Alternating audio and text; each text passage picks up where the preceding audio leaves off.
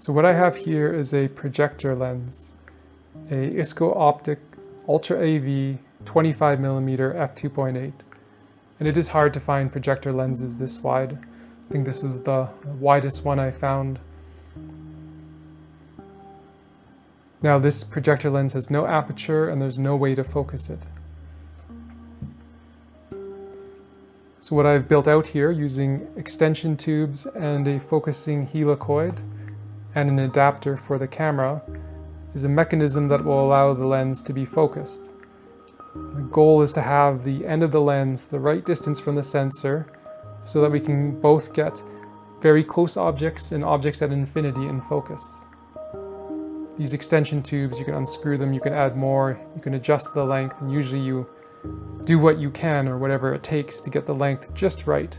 Now in this case I got very lucky and the length as it naturally fits, I took this outside and tested it earlier, is perfect to get me both very close focus and infinity.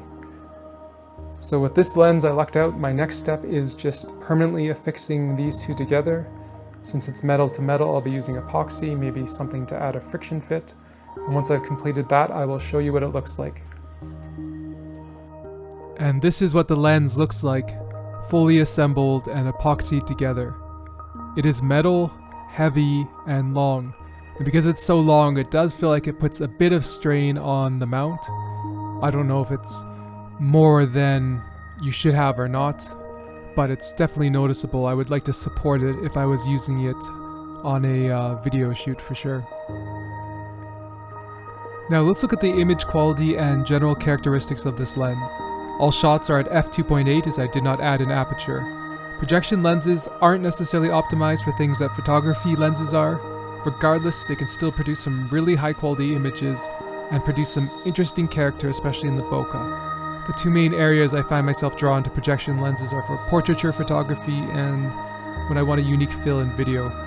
These photos you're seeing right now were taken on the Nex 5R 16 megapixel ASPC mirrorless camera. This lens is sharp.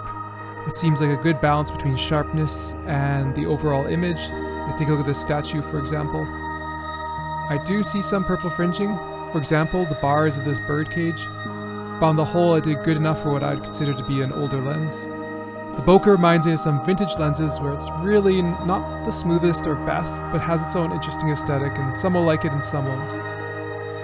I was able to provoke some very psychedelic flaring, as you can see in this picture.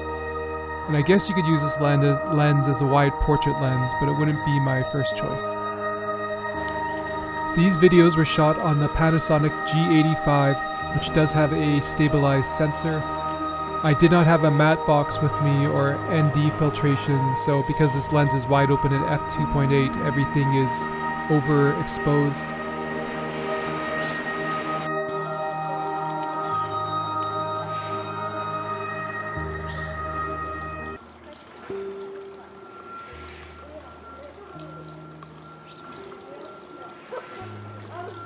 Please note the purple fringing you can see in the trees.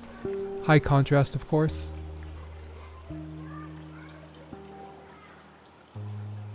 And I was able to get this lens to focus very closely.